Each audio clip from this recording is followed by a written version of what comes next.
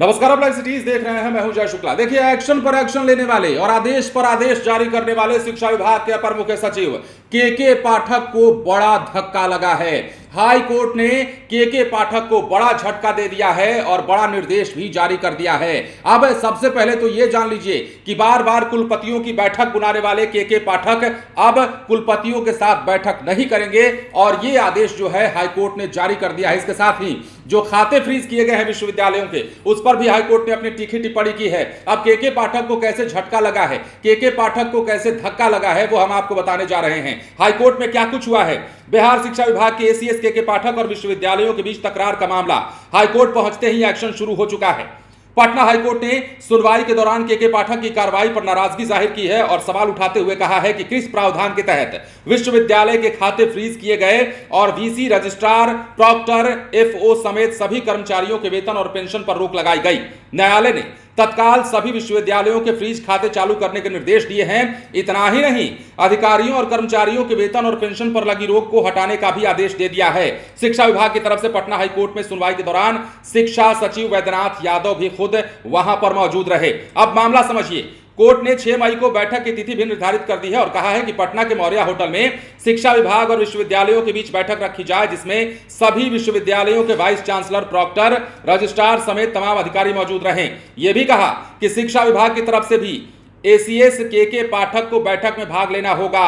Court ने साफ कह दिया है कि इस बैठक में के पाठक अध्यक्षता नहीं करेंगे और अगर अध्यक्षता होगी तो इसकी खुद मुख्य सचिव अध्यक्षता करें और उन्हें बैठक में भाग लेना होगा। इतना ही नहीं, कोर्ट ने यह भी कहा है कि पूरी बैठक के दौरान वीडियोग्राफी कराई जाए और सेशन से लेकर परीक्षा रिजल्ट, वित्तीय मामले पर दोनों तरफ से चर्चा हो। अब हम आपको मामला बताने जा रहे हैं कि यह मामला है क्या। सबसे पहले तो यह समझिए कि 9 विश्वविद्यालय बिहार के ऐसे हैं जिनके कुलपतियों ने हाईकोर्ट में इस मामले को उठाया था, हाईकोर्ट में लेकर गए थे इस मामले को और अब जो है हाईकोर्ट ने इस मामले पर सुनवाई की है तो बड़ा आदेश जारी कर दिया है। पूरे विस्तार से समझिए। शिक्षा विभाग ने कई बार बैठक आयोजित की थी, लेकिन एक बार भी किसी भी विश्वविद्यालय के वाइस चांसलर बैठक में शामिल नहीं हुए। इसके बाद के पाठक ने सभी विश्वविद्यालयों का खाता फ्रीज कर दिया और अधिकारियों, कर्मचारियों के वेतन और पेंशन पर रोक लगा दी थी। पूरे मामले पर लगातार विरोध होता रहा और राजभवन के पत्राचार के बाद भी के पाठक नहीं माने। थक हार कर राज्य के 9 विश्वविद्यालयों के वाइस चांसलर ने हाईकोर्ट में याचिका दायर की, जिसके बाद सुनवाई में आदेश दिया गया है और अगली सुनवाई फिर से 17 मई को रखी गई है। तो बड़ा आदेश, बड़ा झटका, बड़ा धक्का लगा है के पाठक को।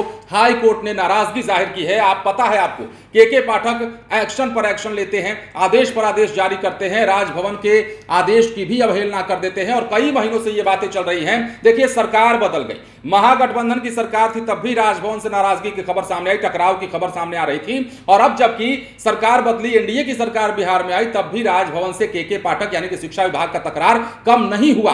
बार बार वाइस चांसलर्स की मीटिंग बुलाई जाती रही और इसके बाद जब राजभवन की ओर से बैठक बुलाई गई और के पाठक को वहां बैठक में आने के लिए तलब किया गया तो के पाठक नहीं गए। एक बार फिर से बैठक बुलाई गई, लेकिन अब जो है हाई कोर्ट ने साफ कह दिया है कि बैठक जो हो है वो होगी और के पाठक ने जो एक्शन लिया है विश्वविद्यालयों पर, उस एक्शन पर अब उन्हें पीछे हटना होगा। मतलब कि जो खाते फ्रीज कराए गए हैं विश्वविद्यालयों के, उन्हें चालू करना होगा। जो वेतन, जो पेंशन पर रोक लगाई गई है, उस पेंशन को चालू करना होगा और के पाठक जो है अब वाइस चांसलर की बैठक में अध्यक्षता नहीं करेंगे, कुलपतियों की बैठक पे। तो ये तमाम बातें हाईकोर्ट ने कह दी। अब देखना होगा कि के पाठक के रवैये में क्या बदलाव दिखता है। हालांकि हाईकोर्ट का आदेश है और हाईकोर्ट का आदेश तो सर्वमान्य होना चाहिए। के पाठक भी हाईकोर्ट के आदेश को मानेंगे ही। अब देखना होगा कि के पाठक और राजभवन के बीच का यह तकरार क्या यहीं खत्म हो जाता है। बने रहें लाइव सिटीज के साथ। धन्यवाद।